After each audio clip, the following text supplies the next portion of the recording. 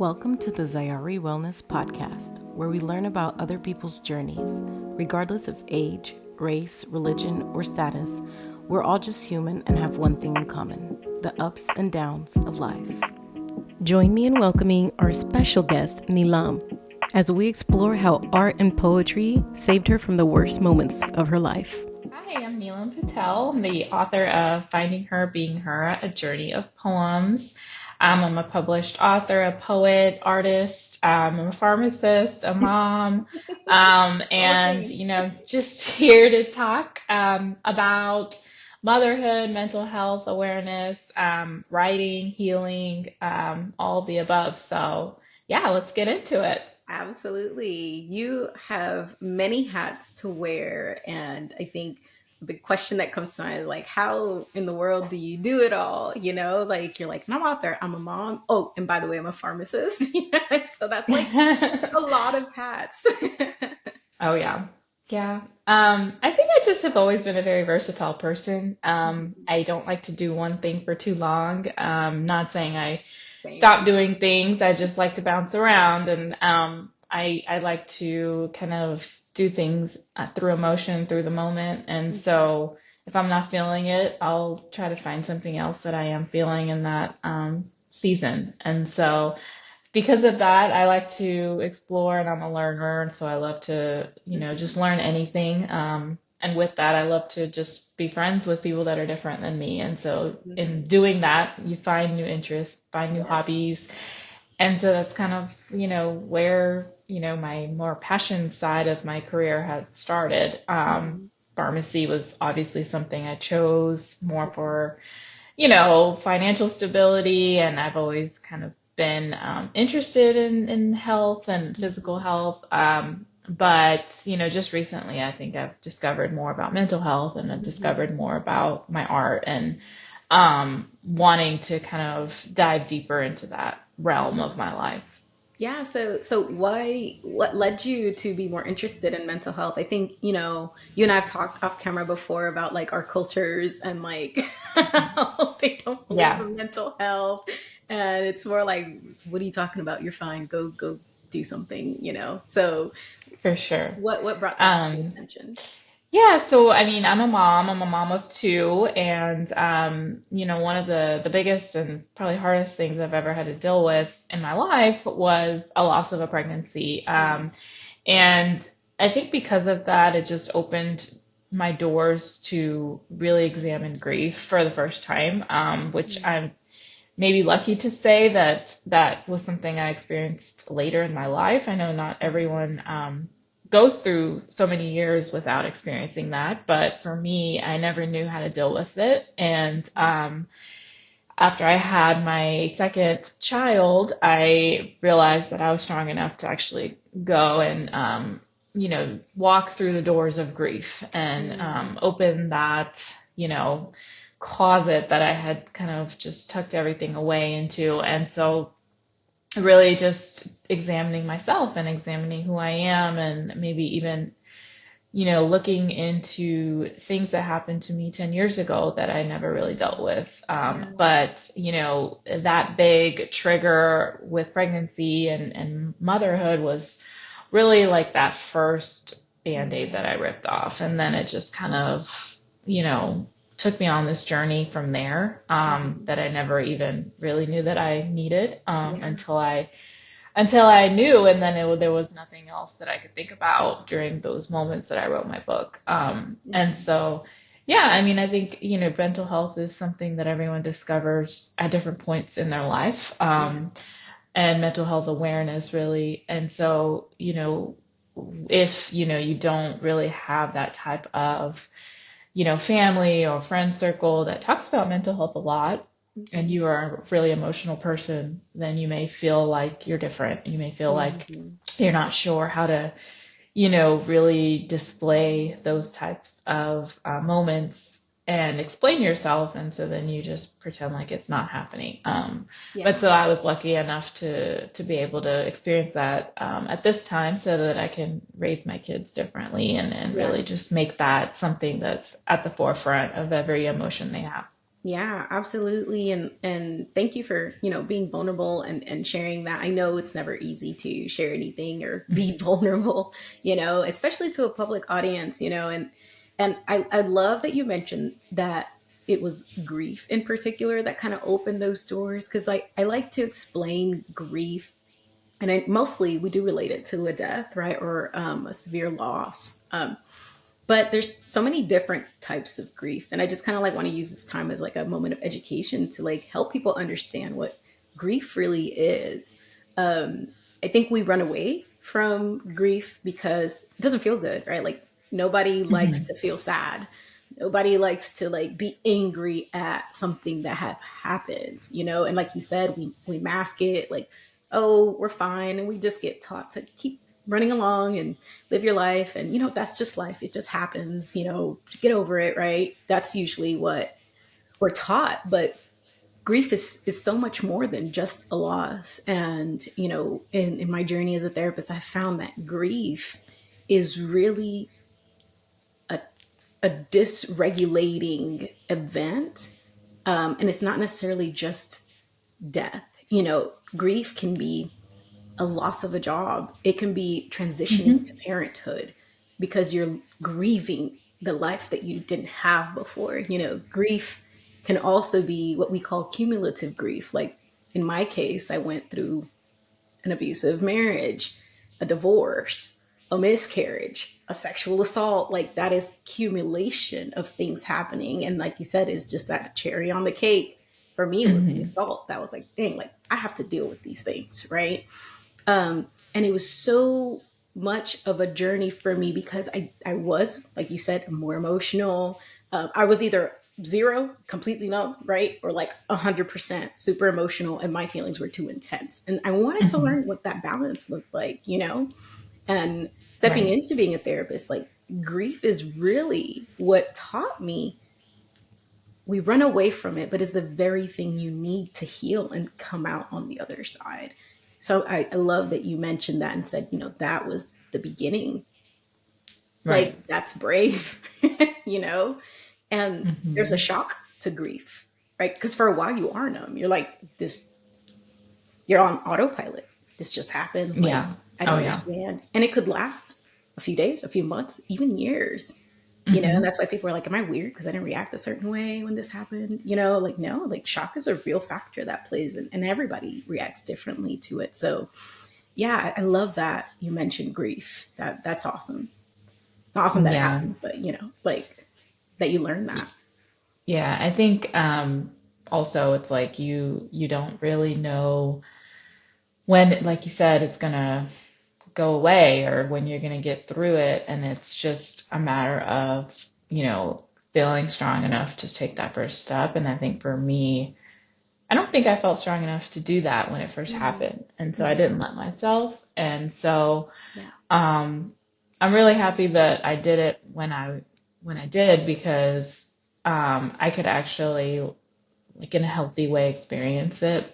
Mm-hmm. Where, some people they kind of tell you like you just need to, go through grief right now. And Yeah. I don't know that you have to do that Correct. always. Like Mm-hmm. it's okay to maybe put it away for a little bit and deal with your current life and then come back to it. Like that's okay to do. And I don't think Yes. anyone talks about that enough. Like Mm-hmm.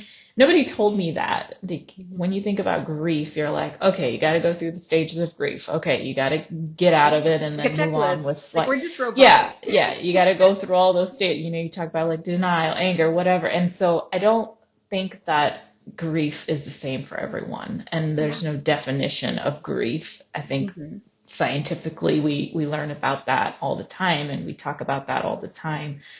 But I don't think that it's healthy to force yourself to experience all the stages of grief if you're not ready. You might be in one of those stages for a whole year Yep. before you move on to the next stage. And Yeah. I think that that's part of it. And so for me, like, I don't even know what my stages were at the time that I actually had my kids, but I would think I was just in that one stage. Mm-hmm. And then I finally like got out of that stage and experienced the others pretty quickly because I was strong enough to. And I'm just thinking about that right now. I don't think I've Mhm. actually thought about all of this, but yeah, that's just interesting. It's interesting to Mhm. think about, like, yes, you go through stages, but you don't necessarily have to do them like back to back to back to back to back Yes. and then you're done. Yes. Um, and You're then never you can really actually done. heal. There's Yeah, no yeah, exactly. You're not really ever you done. know That's true too. what's crazy about grief and the fact I love that you're like we don't have to do it right away because you're so right. One thing that I do like a lot with my clients is if something surfaces that's heavy, right? And I'm like, do you want to go there? Right? Do you want Hmm. to deal with that right now? Because, like you said, sometimes it's not, think about it logically. If I were to allow myself to grieve, and it's not a season where I can experience that because Hmm. my kids need all of my attention right now because they're Right, little, right? Or right. I have all these things going on and it's gonna dysregulate you. Like grief will dysregulate you. I don't care what anybody Hmm. says because it's unpredictable. One day you may be mad, the next day you may be numb. Like you said, Hmm. we don't know the time frame. I wish there was a formula, right? One of the big Yeah. things that I tell my clients is you need to be comfortable with being uncomfortable if we're going to touch this, right? Because it's going Right. to be uncomfortable, you know? And I let them like, we can do another path. We can put a check mark on this, right? Because you're right. Like, if it's going to disrupt everything else, you know, may not be the time.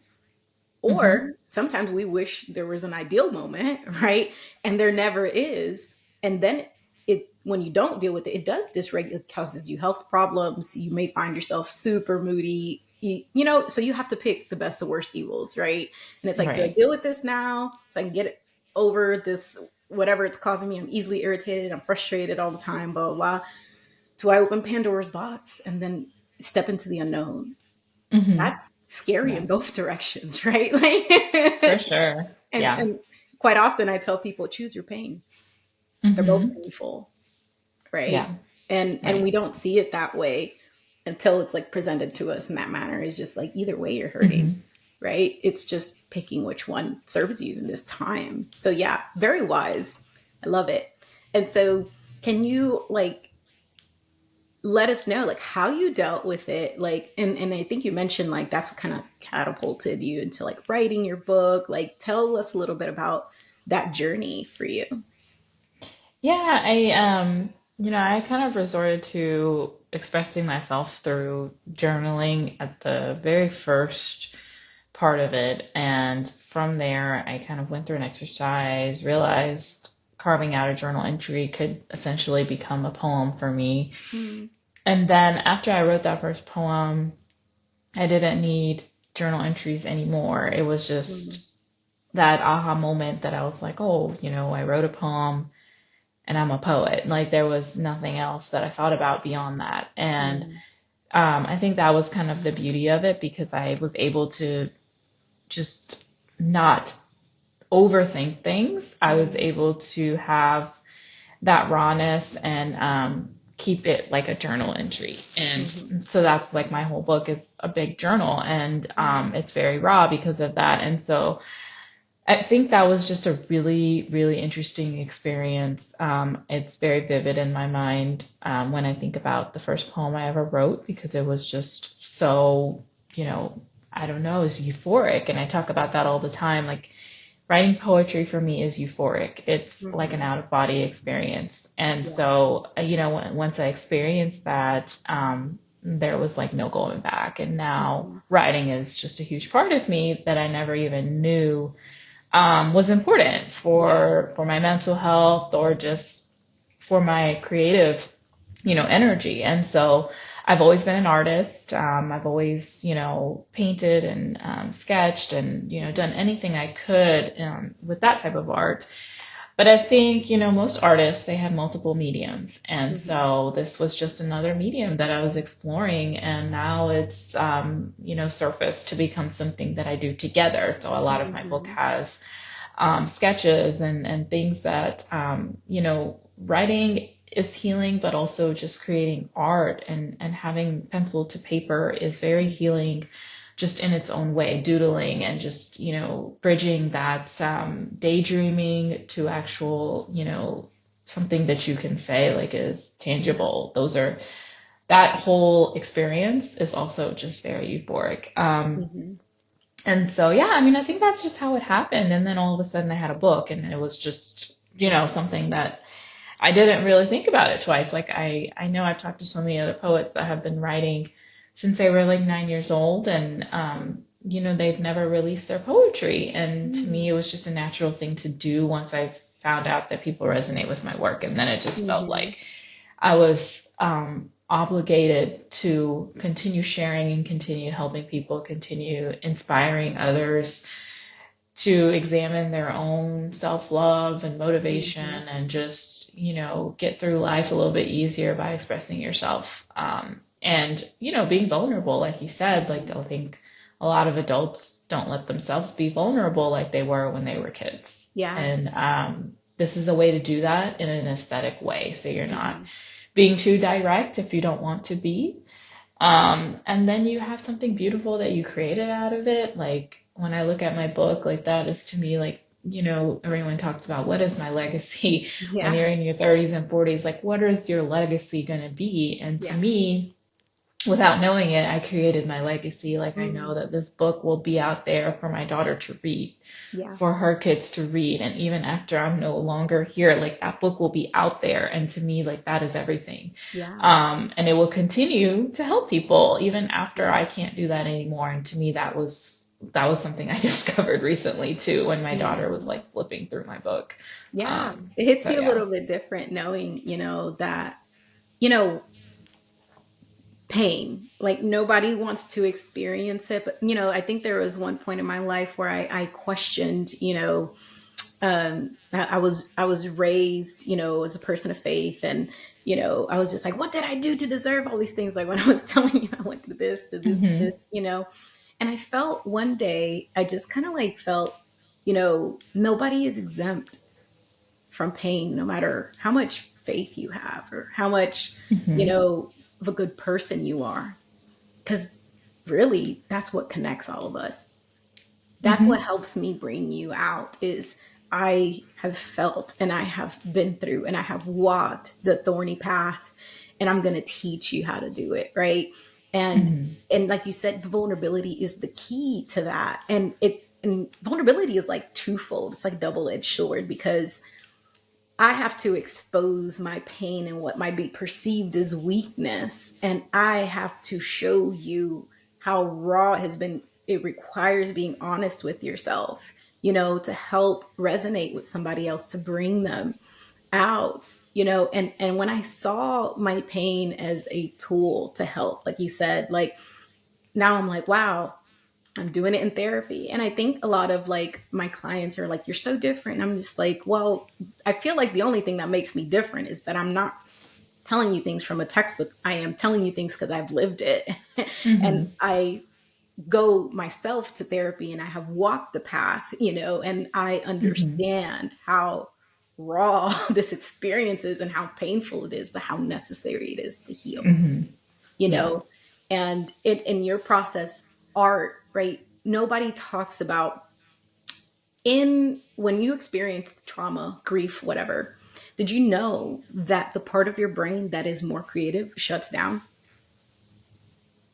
I didn't, but It does. that I believe it. I Yes. do, because I don't think I really created during those years. That's how you know you're depressed. Hmm. That's how you know, like, Yeah. when that part of you that like is creative, and not, I would say not everybody is like, oh, I'm an artist, I'm this and that, but like think about the things that you love, that part of Yeah. your brain that's connected to all the things that you like to do, your hobbies, when you experience all these negative things, it shuts down. But the Hmm. double-edged sword is, that's what's required to turn it back on again. Right. And so I Yeah. love that you're like, you just proved, right? Like, this is Yeah, what it brought me is back. interesting. I think I even like stopped listening to new music then. I Yep. think all of us did during COVID, but I think Hmm. it's also just yeah, I mean, and then recently I've started like listening to new albums and experiencing albums again that are coming out, and I think I've missed a whole like decade of music. Yeah. Um and I don't really even think I realized it until I started listening to music again Yeah. and discovering my musical interest. Yeah. And I was like, wow, like there's artists that have, released so many albums between then and now. Yeah. And I never even realized that they went through this whole transformation. And I'm like, what Yeah. was I doing all these years? Yeah. This is like really good music. But Mhm. then I realized like I was not in a place to experience new music. I was in a place where I was wanting to just listen to 90s nostalgic music to make myself feel, better about whatever Mhm. stage of life I was in. And Yeah. so, and I think a lot of us probably did that. And so, yeah, that's very interesting. Yeah. I do believe that. So. Yeah, and you just function, right? Like, and this is for Mhm. all the high functioning depressive people that say you're not depressed, right? Like, all my Mhm. clients that are super high function, I'm not depressed. And I'm like, I know it's one of those A type, like, I wake up, I go to work, I do all these things. You Yeah. can't tell me I'm depressed. I'm going to grad school. Like, that was me. And it wasn't until I asked myself, like, or it wasn't my therapist. I don't remember. When's the last time you did something that you loved? And then I Mhm. started to like look around my life and I'm just like, dang, like if you would ask my mom like what I did all the time when I was younger besides playing sport, it was I always had a book in my hand.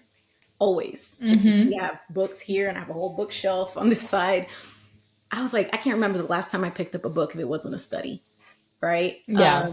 Music. I can't remember the last time I listened to music and I love to sing. Like, can't remember the Mhm. last time I sang.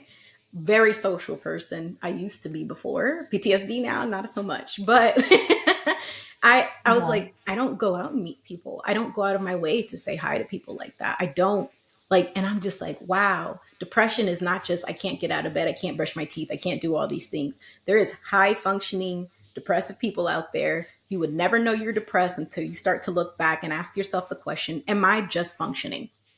Yeah, like you're doing that bare minimum to like stay afloat and Yeah. I'm not be living. a I'm contributing functioning. person in the world, Yeah. but are you contributing to yourself? No, like Yeah, you're not really doing anything more than what you already can. exactly. Um, yeah, That's like the I agree silent with killer. that. The Hmm. silent like and I don't know why we got on depression, but it's just like that part of you that loves, that's creative, that like connects. Like I don't care who you are, you have a hobby. When's the last time, Yeah, you know? right. And it's not just like you said, not everybody's super emotional, right? But Hmm. the way you tell, I always tell people, the body tells the tale. The Hmm. body will always tell the tale, even if you're not connected with your emotions. Observe what you do. Yeah, yeah. And I think that a lot of people think that that's a normal way to live just because they don't know the other side. It's kind of like I went through a wellness journey when I was pregnant of just my physical health and, Mhm. like eating better and, being more active and all those things, happened to me after pregnancy as like a way for me to just get back to, a healthy point in my life. And Yeah. now that I know what it feels like to feel good, like where my body feels good, I won't ever go back. And Yeah. it's because of how you feel. Yeah. And it's not really about like somebody telling you to do this or telling you that you didn't do enough of this. Like it's Mhm. literally you go back to like I feel like really bad right now because I haven't been following all the things that I already know. Yeah. And I feel really good when I'm, listening to my body and being Yes. intuitive. And so like that's probably the same thing with mental health is like all these people that are just functioning, like they think that that is the best that they can do. And Mhm. until they realize that there is more to them, Yes. then they're going to just think that that's normal or that that is, happy. That is Yeah. joy. Yeah. And, yeah. And so I think you have to just discover that. And I think everyone will discover it at different points in their life. Some people discover it when they're like, you know, an elderly Mhm. person that's like nearing the end and Yeah. they experience joy. And I mean, it's different for each person, but Mhm. hopefully, a lot of us now that the realm of mental health awareness has been Hmm. changing that landscape. Hopefully, a lot more of us can experience that sooner. So, Yeah. And I think it's kind of like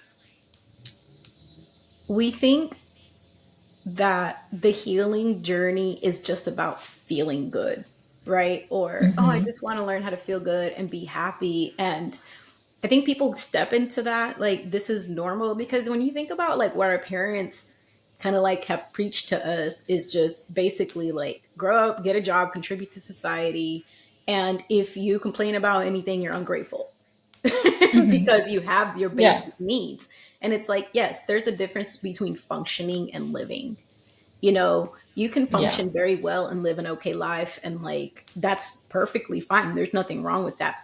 But living requires you to know yourself, to be connected with others, to be connected with yourself. You know, if you hmm can't identify with those things, if you can't understand what drives your meter of peace and happiness, you know, and see that in others and live a connected life. Because hmm people don't understand like you were born connected when you were in your mom's womb. You were literally connected from the moment you were conceived, like, and hmm you also die connected whether you want to or not. You are connected to people at work. You are connected to the people you're related to whether you like it or not. Or like people that yeah, think, oh, like nobody's going to care if I'm gone. That's not true. hmm That is not true. People will care, you know, yeah, and whether you accept that or not, you always make an impact on someone. You interact with someone every single day. You know, they hmm made a study. I forgot the name of the particular study, but it was, I think, a baby that was orphaned. And this was back when they didn't have all these ethical things in place. But they basically wanted to see if connection is what helps people thrive. And all they did was feed the baby. Nobody talked to the baby. Nobody to help the baby. Nobody. Guess what happened to the baby? Even though it had all the nutrition, the baby died. oh wow, yeah, That shows totally, you yeah, connection, right? Like, and hmm how important connection is and the quality of connection. And so when you wrote your book, you were connecting with yourself, with that part of you, you know, and writing. People don't talk about hmm there's so much research as well behind writing and how it really helps you understand how you feel. When you put that paper to pen, it's like the connection between your mind and your heart. And now, like, I see what this yeah, was. I couldn't explain it before. I couldn't describe it before. I see and I understand. You know, hmm how was that experience for you to like see it come to surface? Like, did you get new revelations about like how you felt about your journey, like through your writing oh yeah, process? yeah, I do. I think that because like I told you earlier, it's like a out of body experience. So when I'm writing, the first time is just completely just, you're just in this cloud. And then after a few months, like when I go back and I go through my editing, I oftentimes don't even remember when I wrote that. Sometimes I'm like, did I write that? And Yeah. what was I thinking about when I wrote that? And so those things really just remind you that like emotion is so strong, and you are in this complete just like box in that moment, and the world around you is like non-existent. And so to me, I think that that was like a really just, I don't know, surreal experience the first time I realized like I didn't even remember writing that poem. And now it's like normal to me, but most people don't realize that about art. And, musicians probably experience that too. It's like when they write a song, they wrote like their single and they're like, I don't even remember writing that. Like that was just Yeah. something I did. And now it's like this hit. And, and so it's really cool to experience it in that way. And it's, Mhm. when you go back and you remember like, what was I doing when I wrote that? And each poem I write is either from healing or an emotion or an Mhm. observation. And months later, a lot of things I write about now are much smaller, Mhm. healing processes. And like, I'm not thinking about that months later anymore. But Yeah. I realize like each time I write about something, I grow from it because I'm no Mhm. longer being affected by that. And so like that Yeah. to me also teaches me that because I've written about it, I'm not letting it linger in my mind. And so to the point Exactly. where months later, I don't even like, it doesn't even faze me anymore. Mm-hmm. And I don't think that I ever realized that writing and expressing yourself in that way can actually release that for you and actually Yes. can let you walk through that Yeah. without keeping it in and then letting it just like burn in your soul. And then you're like, okay, like now I can write about it, but I've already been like wasting all of my precious like moments of learning and Yeah. experiencing life just dwelling on this one moment that could be as Mm-hmm. simple as like somebody did something to me that was, you know, rude or, you Right. know, very selfish. And, you know, Mm-hmm. nobody is doing any of these things because of the people around them. Usually it's because of insecurity or they're having a Yeah. bad day or, you know, Not but themselves, you, really. yeah, Yeah. yeah, but you took that and now it's Mm-hmm. lingering. And you could have just expressed it and moved on and Mm-hmm. been living your life, but instead you're thinking about it still. And so those are things that I feel like I don't do as much. And I feel really good about that. I feel like I can actually and that's how you can stretch your capacity Right. to actually do the things that you love and have passionate, you know, careers outside of maybe your primary career. And people ask me, how do I do all these things? Well, it's because I'm no longer wasting my Yep. life dwelling on things that are not serving me. And Yeah. so I think that's how I do it. No, and it's so beautiful because, when you talk about when I write it, I let it go and I don't let it linger. Scientifically, again, like I'm big on like all these nerdy stuff. Hmm. So like, you know how we're like made, our minds, our emotions think very differently from our mind. And then here's our body, right? That's like the intermediary between the two. And then I call our spirit like our wise self, the part of you like that is untainted from all these things. We have to tap in, right? Um, Hmm. and sometimes what I've noticed, actually, no, like it's not sometimes. This is what happens because it's like in the scientific world, when you don't deal with your emotions, they call it stress, right? Hmm. Your emotions will give it to the body. Here you go. And then all of a sudden I'm Yeah. having headaches, I'm having muscle tension, I'm having this, it's unexplained. I don't know where. We call these somatic symptoms that like nobody knows where it's coming from and we don't know. There's no cause, there's no well, maybe try addressing your emotional state versus like drowning it and ignoring it, right? And I think Hmm. sometimes that may be the key. Not all the time, obviously. Like there are very real diseases and very real things that cause, physical symptoms. But when you honor, I like to say, like, we can honor ourselves, you can honor yourself. It means respecting yourself enough to acknowledge and honor the fact that you have feelings and somebody hurt them and somebody disrespected or whatever. And the medium of writing, quite often I have my clients like, hey, what would you have wanted to say to this person? Unfiltered. If they Hmm. couldn't say nothing back, whatever, all right, let's write about it. They look at me crazy. And I'm like, no, cuss them out, do what you need to do, whatever, like get it out. Because what happens when you don't get it out? It festers and it Yeah. boils. And some people are afraid to put pen to paper because they're like, oh, but it makes it more real. And I'm, hold on, it's real already. Like you're Hmm. living it. You're frustrated about it. You're upset. It's affecting all these other areas, and it's like thorns that infect all these areas of Right. your life, and you don't even understand how until you start to like really observe. Like, dang, like this one thing, this root of rejection is affecting every single interaction that I have, and now I'm Hmm. assuming people are rejecting me before it even happens. They may have never even rejected me, actually, right? Right. Because you Yeah. carry Yeah. that, Hmm. and so I love that you're like writing for you has been a medium and art has been a medium, because that is one proven scientific way to help you get it out, honor and cope and deal with it. Not everybody likes it, but I would say it's necessary sometimes Hmm. to be Yeah. able to get it out, because some people ideally they just want to cope to the person that hurt them. How well do you think that's going to work? Yeah. If that other It's, person is yeah. unhealthy, if that other person is not in a Right. position when they're willing to hear you out. So you're placing your freedom and your healing in the hands of somebody that does not have the capacity. Yeah. Yeah. You will And I forever be think stuck.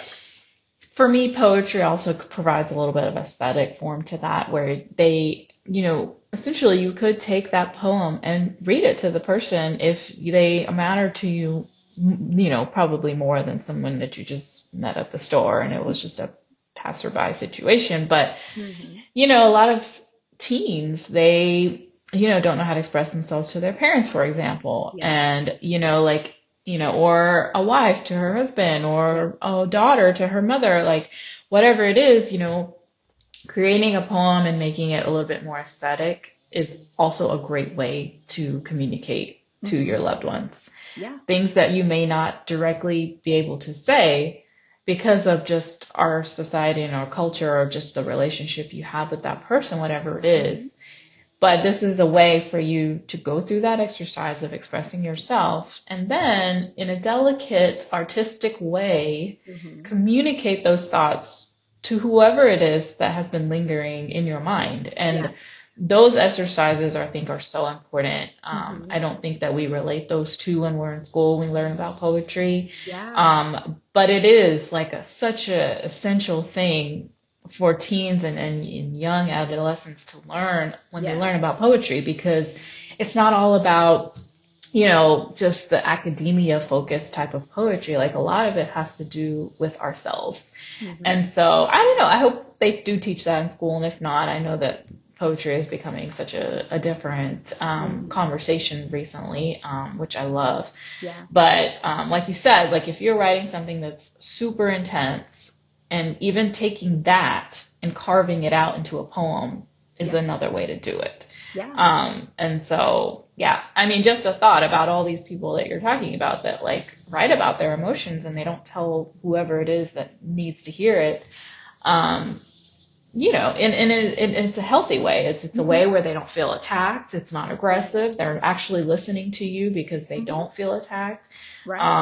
And I talk about that a lot because my book, a lot of it, if you look at it, or if you look at, my page and everything, it's very women focused. Mm-hmm. But there are so many men that have read my book, because a lot of the feminist topics are not aggressive, and they Mm-hmm. are soft and gentle, and they actually are teaching a lesson, and they're not just attacking. And so, Yeah. that's just proof of that, Yeah. that you can reach audiences that maybe were the last people that you think would ever actually stop and Mm-hmm. try to experience what Mm-hmm. someone that is unlike them thinks Yeah. about.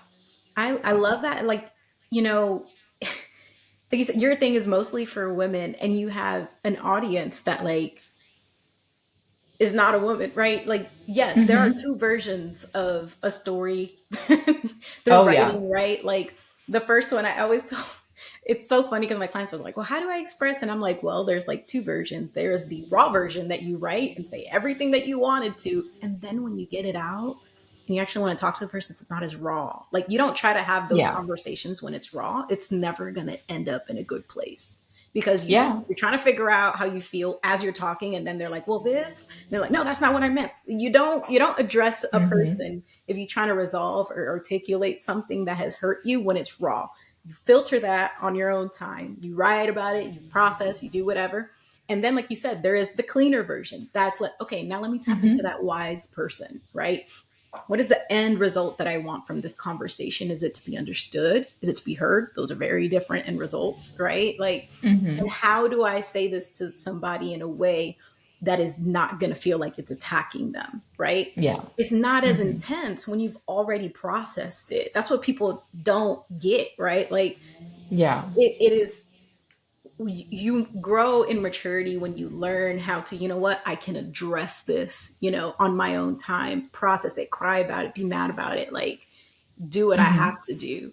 But if my intent is to maintain a good relationship or have a good relationship with this person, that is not the time and place. And Yeah. sometimes it is necessary to have those raw conversations. Sometimes they need to see you be upset, or sometimes they need to see Hmm. how much they're hurting you and upsetting you.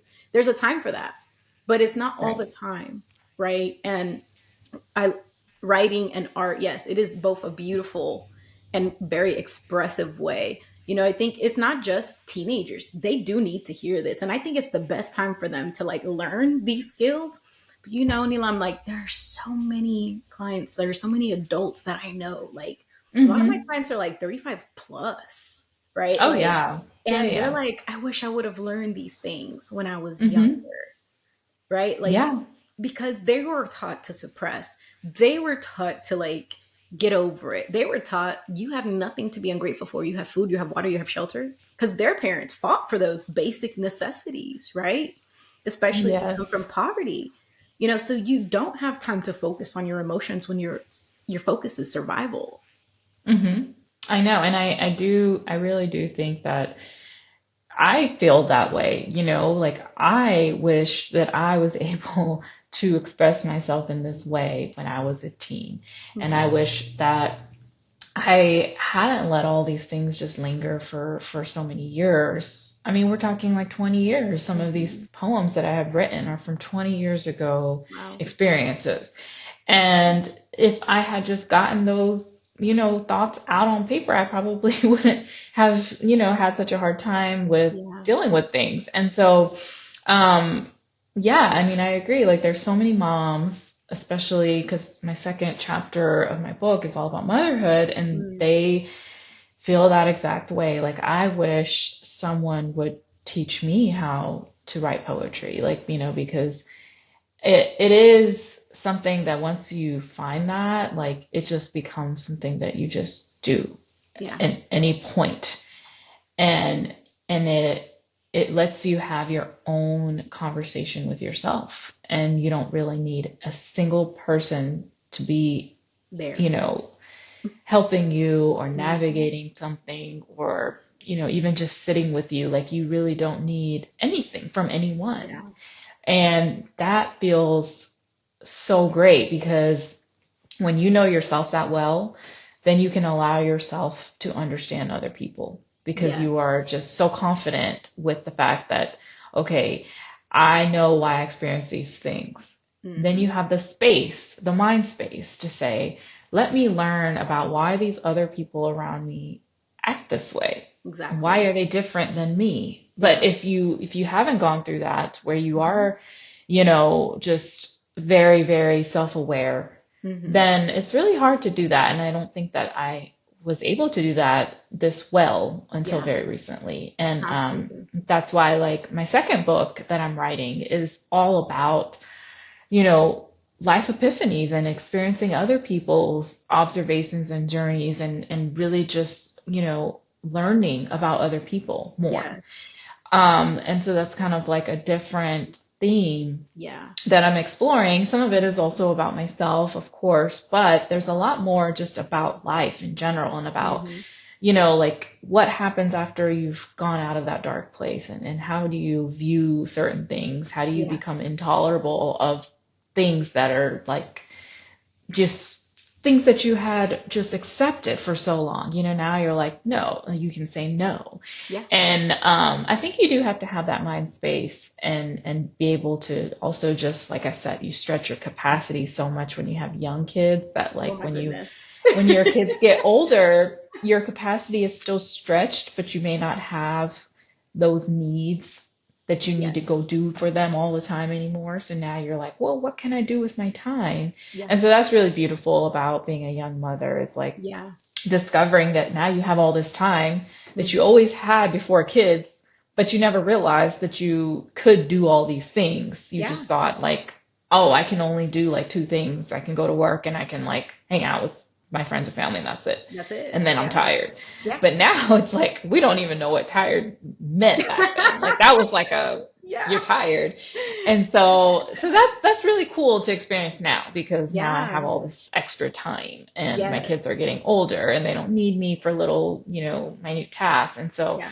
I'm using that time to, really just spend with myself and spend with my hobbies and passions and I don't feel exhausted. I Yes. feel, if anything, more energized because, I'm using my mind for Yeah. things that are actually serving me. Yes. Let's So, let's talk about capacity.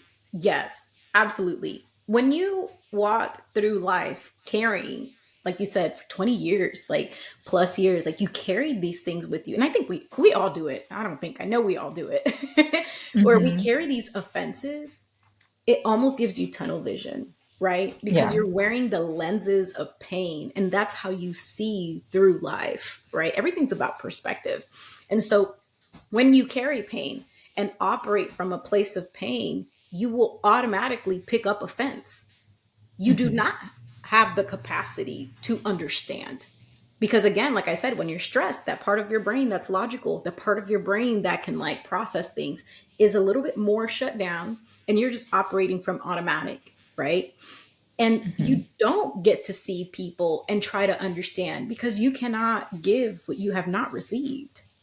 Hmm. You know, I have to learn how to receive forgiveness to give forgiveness. And forgiveness starts with the self, right? I have to learn how to be compassionate towards myself to give compassion. Hmm. But you won't be able to express that if you don't heal, if you're just continuously drowning in offense, because that's what it is. And we carry offense, right? And writing, poetry, coping, whatever it is the medium by which we get those offenses out so that you Right. can expand your capacity, so that you can change the lens of offense to a lens of understanding, right? And it's Hmm. just like, you know what? You learn that this isn't about me Hmm. because you can see it within yourself. Like, yeah, I used to do this too. You're like, you're operating from a place of pain. Like, is this advice that you're giving me from a healed place or a hurt place? Right. And that's how you Right. learn how to take advice from people. Is it coming from a place that's healed? I don't know if that sounds healed, right? People project all the Hmm. time. And Yeah. so you don't have capacity when you're constantly living in autopilot and stress. You do not, your brain does not have the capacity. And Hmm. you know, when you learn how to understand your own capacity, right? Because it grows. The whole point, we call this in the psychology world the window of tolerance, right? Like, your tolerance is here. You have to learn what's in that tolerance window. Over here, you're super upset, mad, over the top, anxious, whatever. And down here, you're shut down. So you have to Hmm. ask yourself, what's in my capacity? And the whole point is to learn how to cope, to when you get these peaks, use those coping skills. And every time you do, and every time you let it go, that window grows and grows Hmm. and grows. And the things that bothered you before now are like, and Yeah. it's not from a place that's numb. It's from a place that's healed. There's a big difference Yeah. between I don't care and you know what? It's okay. I don't care. It doesn't hurt me. Yeah. You know? Hmm. There's a big difference. And some people think that because they live in the I don't care that they're healed. No, you're just numb and you've learned to shut down. Yeah. Big difference. You know? Yeah. So I love everything that you are learning, everything that you're about, like, and then offering that other hand, you know, through writing, even in your books, because I can't imagine all the lives that you've touched. Hmm. Thinking about how connected you are, that just allowed you to be even more connected and have other people learn to be even more connected with a very vulnerable place in their heart. Like, how does it feel to know like your path brought you here and now you are changing lives essentially? Yeah. It's so priceless to me whenever I get like a message from a reader, but the most interesting and just unexpected feeling was and is always at like an open mic or like a poetry night where I'm a guest speaker. And Mm, I always tell the venue, like, at the end of this, open it up for open mic for anybody that wants to go up there and just tell their words to the audience. And I think hmm. at first, like the venues think that no one's going to go up, but then every single time there's at Hmm. least like 10 people that just get inspired and finally Hmm. share their poetry for like literally the first time in their Wow, entire life. that's awesome.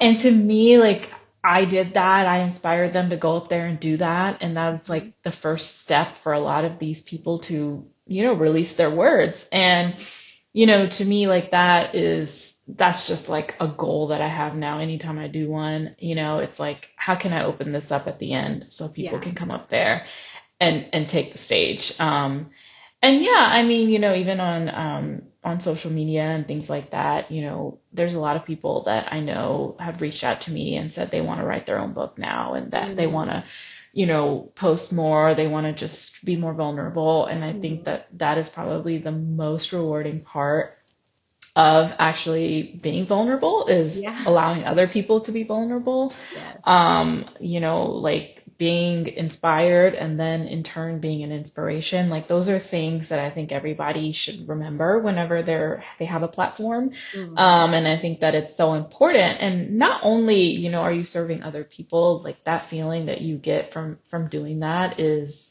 everything. I mean, it means so much more than anything you yourself could do, because it's creating a movement. You are essentially creating a movement, and that is a legacy. Like I talk about that too. Like, I've never been that type of person before this. I've never been somebody that just talks to anyone or that just becomes like friends with anyone, but now through the writing community, everyone is just connected and everyone's just there to support.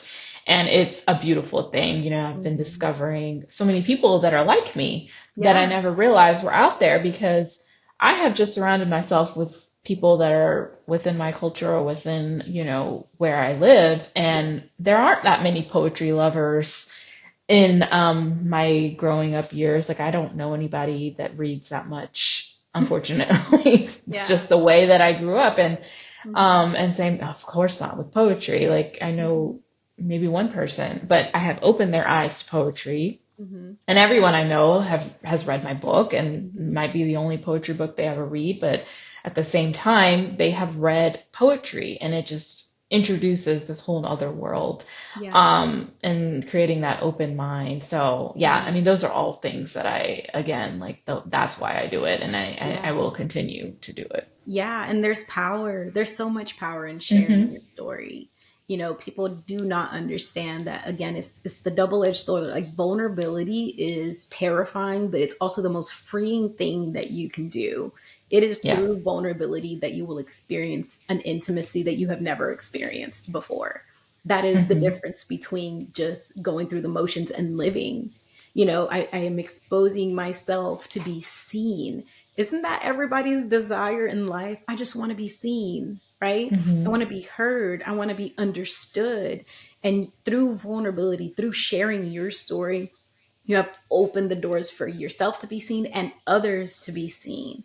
And that is a very powerful thing. And it's also monumental. And like you said, leaving a legacy and teaching people to heal in a very different and unique way. Like people think, oh, I just need therapy. Like you don't just need therapy. Some people can't. What about the people that can't afford it? What about the waiting times and the lines and everything that it takes? And I'm a therapist. Like I'll be the first one to tell you, like, this ain't it for everybody, because not everybody has the accessibility. Not everybody has the money. Like not everybody has the capacity or the time or the space to be able to do it. But you know what? Like heal in a way that is freeing and powerful. And for you, it's writing, right? And for you, it's art and poetry. For other people, it may be singing, right? For other people, it could be sports or dancing or whatever. Like find your people through vulnerability, and your why is what matters, right? Like this is why I do this. And that's the difference between somebody doing things just to make money and somebody doing things because they care and they want to expand that. So you can tell because it doesn't last. I'm sure you have received money from your journey, but I'm sure that you could care less. No, that's exactly it. Right. That's exactly it. And in the same way, like, like doing what I'm doing for the space of people can't afford therapy. You know what? Let me give you a tool where you can do all the things and learn the things, right? And walk your own journey, because not everybody can afford it. And I hate that we preach that so much. Like right now in the US, everything's like shifting towards take care of your health. But what's that advertisement tied to? Comes to our therapy thing. Comes to our online therapy thing. And it's going to cost you all this and all this recurring every single time. And it's just like people, not everybody has the ability. Do you need to invest into your mental health? Absolutely. Everything's going to cost you something. Like a book is going to cost you something, right? And if you follow that artist every time they sell a book, you know what I'm saying? Or whatever it is. But, you have to also pay a price for your healing journey, whether it's emotional, whether it's physical, right? Whether it's mental, there is a price to be paid regardless for your healing journey. But there is so much power in what you're doing. And I love that you have said, like, I have found my people. I think a lot of times we live in life like, who's my tribe? Where's my tribe? Like, I feel all alone. I guarantee you they're out there. It just takes you showing a little bit of your vulnerability. It takes you to walk that healing journey, to not be afraid and Hmm. understand and have capacity when people are flawed. Because I don't care. Right. Like, I'm a therapist, I'm flawed. I will hurt other people through things that I do consciously or subconsciously. Like, that is a thing. Yeah. And Oh but yeah. I have the capacity when somebody says you hurt me to say, all right, I'm gonna hear you out. I apologize if I need to. You know what I'm saying? Right. Like, Right. it is so beautiful, Nilam, and I appreciate you like just sharing your journey. Is there like anything else that you would like to share, that you'd like the audience to know about you, or for them to learn about their own healing journey? Um, I would just say, just take that first step and, everything else will come after. You never know where that first step will take you. Um, Being vulnerable and just doing that one thing that you have been afraid of. It doesn't have to be a big step. It can be the smallest little step. And once you do that, you're in it Hmm. and there's no turning back. And I think that is all that a lot of us need to Yeah. then experience the whole world. And Hmm.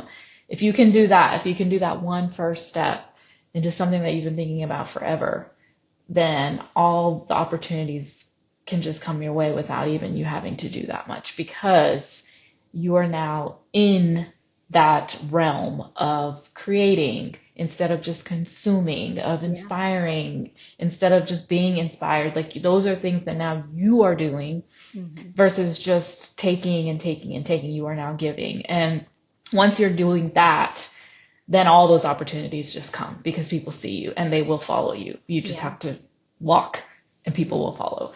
And so I think that that's the main thing that I have learned. I think that's the one thing that I would like to share Hmm. to all of my readers because, everything that I did took work, but the Hmm. first thing that I did was took that step. And Yeah. that step was the hardest thing that I've ever done. It's not easy, but after that, it just happened. It's Yeah. just laid out in front of me and I just walked. And not saying it was easy, but it's a lot easier than just thinking about it, trying to perfect everything before you take the step.